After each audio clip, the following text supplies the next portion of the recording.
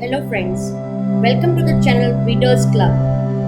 I'm your host Neena Nagada, thanking you for joining in. This is the story reading channel that helps the children to improve their vocabulary by reading with me. It also incorporates the listening skills, relaxation and meditation that helps the listener with the bedtime story, to help them drift away with ease.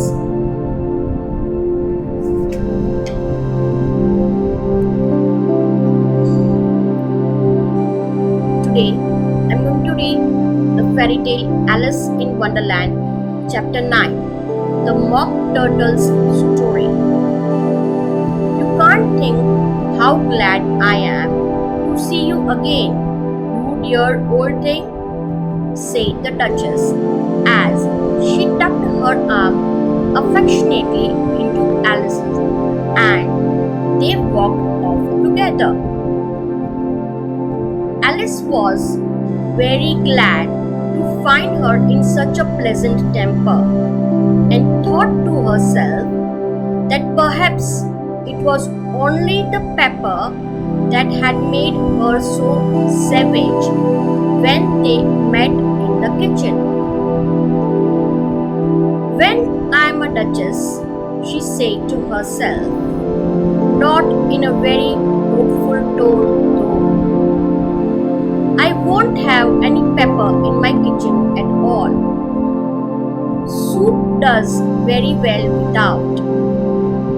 Maybe it's always pepper that makes people hot-tempered, she went on, very much pleased at having found out a new kind of food and vinegar that makes them sour, the chamomile that makes them bitter, and barley sugar and such things that make children sweet-tempered. I only wish people knew that. Then they wouldn't be so stingy about it, you know. She had quite forgotten the Duchess by this time and was a little startled when she heard of her voice close to her ear. You are thinking about something, my dear, and that makes you forget to talk? I can't tell you just now what the moral of that is, but I shall remember it in a bit. Perhaps it hasn't one, Alice ventured to remark. Toot, toot, chai, said the Duchess. Everything's good, a moral, if only you can find it. And she squeezed herself up closer to Alice's side as she spoke. Alice did not much like keeping so close to her. First, because the Duchess was very ugly, and secondly, because she was exactly the right height to rest her chin upon Alice's shoulder, and it was an uncomfortable sharp chin. However, she did not like to be rude, so she bore it as well as she could. The game's going on rather better now, she said, by way of keeping up the conversation a little. It's so, said the Duchess. And the moral of that is, oh, it's love, that makes the world go round. Somebody said, Alice whispered, that it's done by everybody minding their own business. Ah, well, it means much the same thing, said the Duchess, digging her sharp little chin into Alice's shoulder as she added, and the moral of that is, take care of the sense and the sounds will take care of themselves. How fond she is of finding morals in things, Alice thought to herself. I dare say you are wondering why I don't put my arm around your waist, the Duchess said after a pause. The reason is that I am doubtful about the temper of your flamingo. Shall I try the experiment? He might bite, Alice cautiously replied, not feeling at all anxious to have the experiment tried. Very true, said the Duchess. Flamingos and mustard both bite. And the moral of that is birds of a feather flock together. Only mustard isn't a bird, Alice remarked. Right, as usual, said the Duchess. What a clear way you have of putting things. It's a mineral, I think, said Alice. Of course it is, said the Duchess, who seemed ready to agree to everything that Alice said. There's a large mustard mine near here, and the moral of that is the more there is of mine, the less there is of yours. Oh, I know, exclaimed Alice, who had not attended to this remark. It's a vegetable. It doesn't look like, but it is. I quite agree with you, said the Duchess. And the moral of that is, be what you would seem to be. Or, if you would like to put more simply, never imagine yourself not to be otherwise than what it might appear to others, that what you were or might have been was not otherwise than what you had been would have appeared to them to be otherwise. I think I should understand that better, Alice said very politely. If I had it written down, but I can't quite follow it as you say it. That's nothing to what I could say if I chose, the Duchess replied in a pleased tone. Pray don't trouble yourself to say it any longer than that, said Alice. Oh, don't talk about trouble, said the Duchess. I make you a present of everything I have said as yet. A cheap sort of present, thought Alice. I'm glad they don't give birthday presents like that. But she did not venture to say it out loud. Thinking again, the Duchess asked with another dig of her sharp little chin. I have a right to think, said Alice sharply, for she was beginning to feel a little worried. Just about as much right, said the Duchess, as pigs have to fly, and but here to Alice's great surprise, the Duchess' voice died away, even in the middle of her favorite word, moral, and the arm that was linked into hers began to tremble. Alice looked up, and there stood the Queen in front of them, with her arms folded, frowning like a thunderstorm. A fine day, Your Majesty, the Duchess began in a low, weak voice. Now, I give you fair warning, shouted the Queen, stamping on the ground as she spoke. Either you or your head must be off, and that in about half no time. Take your choice. The Duchess took her choice and was gone in a moment. Let's go on with the game. the queen said to Alice. And the Alice was too much frightened to say a word, but slowly followed her back to the croquet ground. The other guests had taken advantage of Queen's absence and were resting in the shade. However, the moment they saw her, they hurried back to the game. The Queen merely remarking that a moment's delay would cost them their lives. All the time they were playing, the Queen never left off quarreling with other players and shouting, "Off with his head," or "Off with her head." Those whom she sentenced were taken into custody by the soldiers, who of course had to live off being archers to do this, so that by the end of half an hour or so, there were no archers left, and all the players except the king, the queen, and Alice were in custody and under sentence of execution.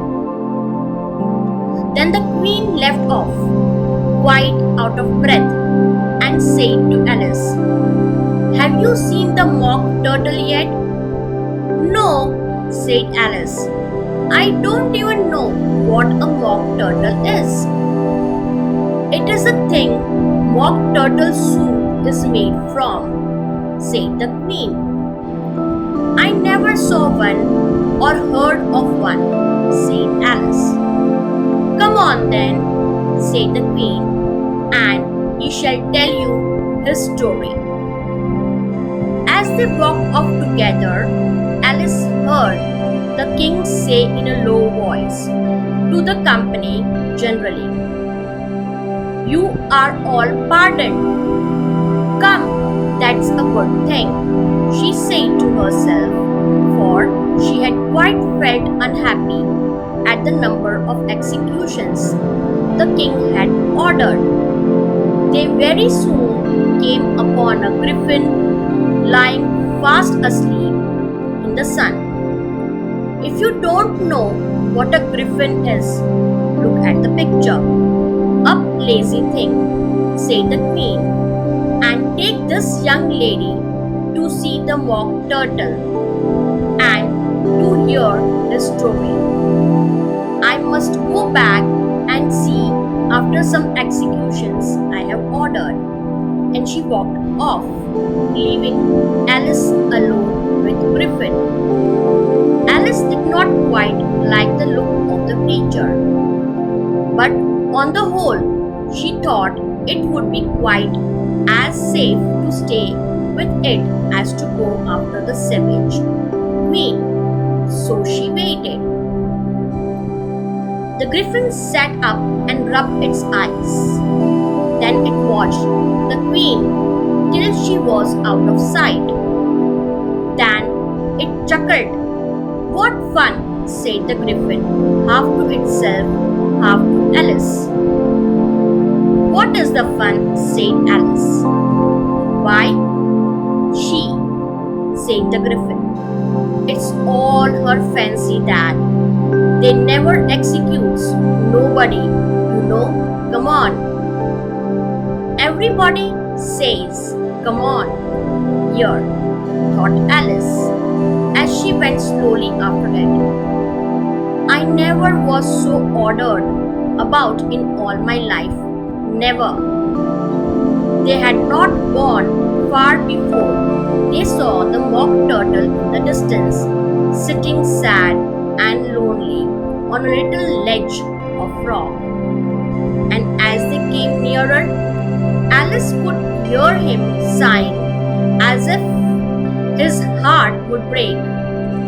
She pitied him deeply. "What is his sorrow?"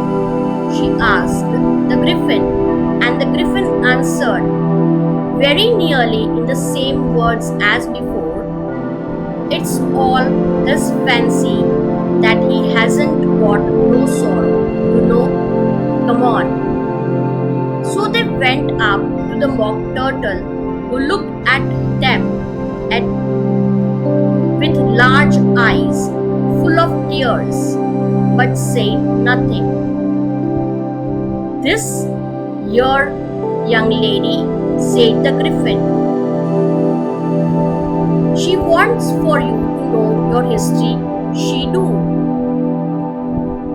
I'll tell it her," said the mock turtle in a deep, hollow tone.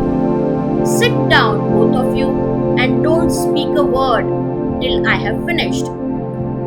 So they sat down and nobody spoke for some minutes.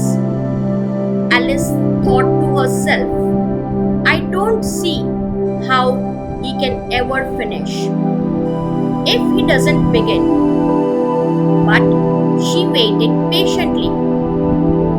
"Once," said the mock turtle at last with a deep sigh, "I was a real turtle."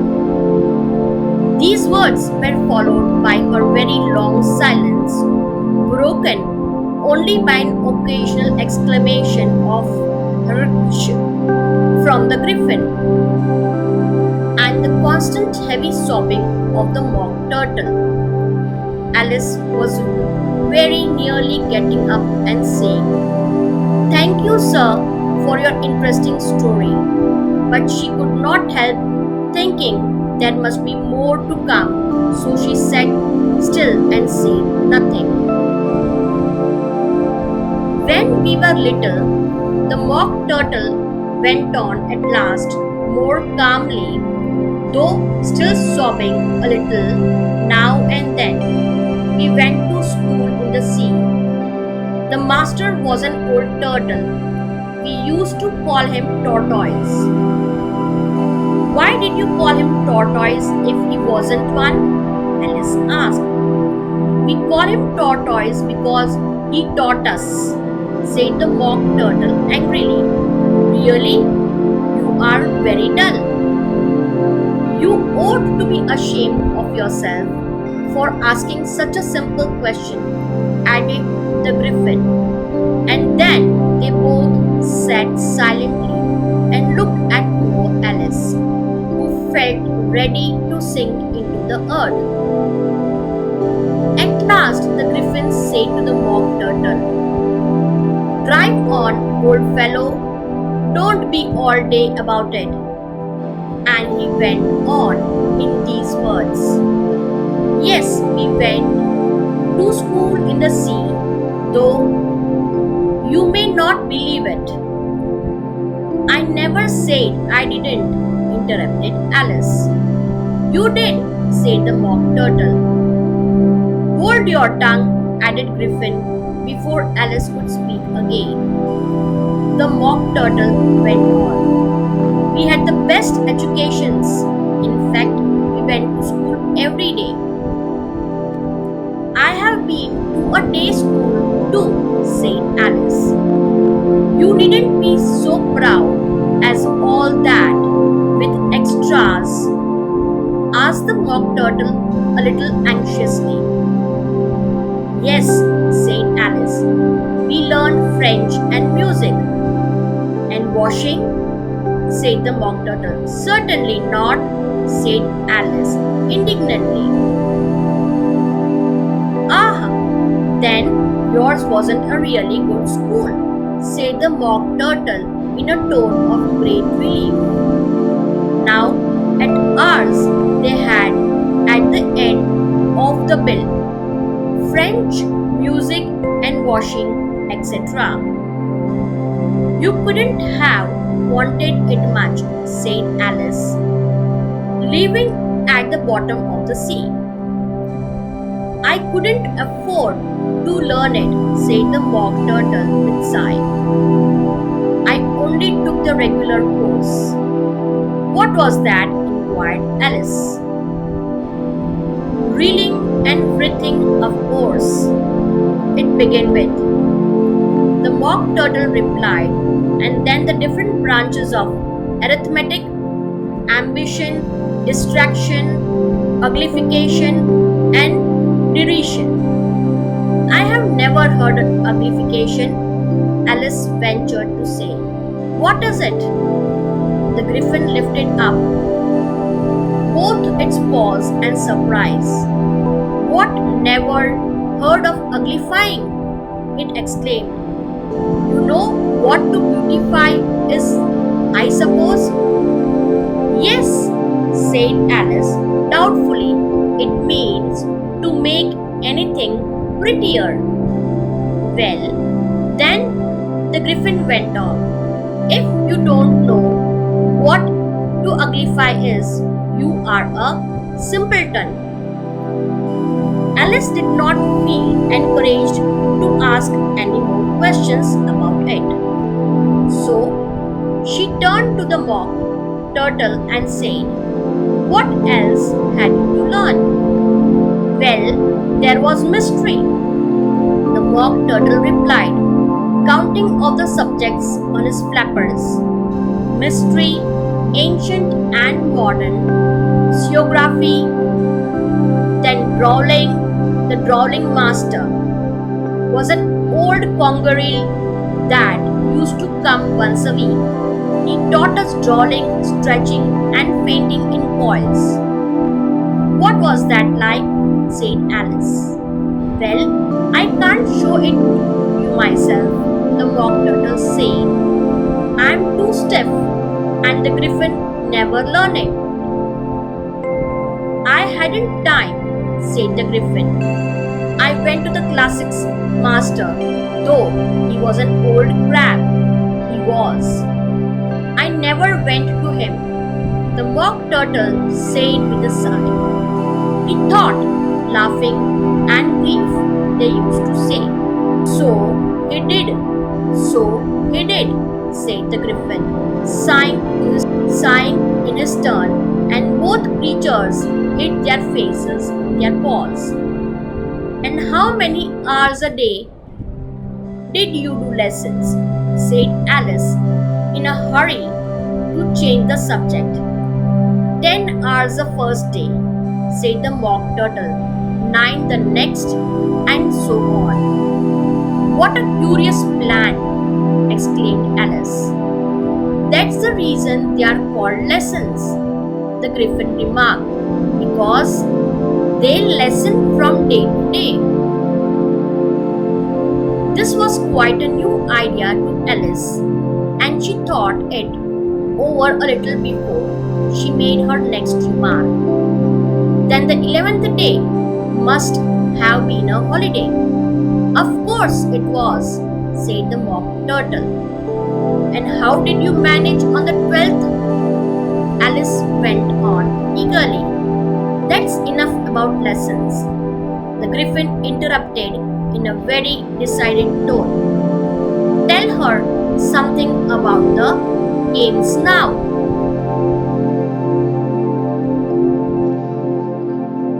That's all for today. We will continue the story Alice in Wonderland in next vlog. I hope you enjoyed the story. Thank you very much. If you like the story, please subscribe, give thumbs up and click the bell icon so when new vlog is uploaded, you get the notifications. Thank you very much.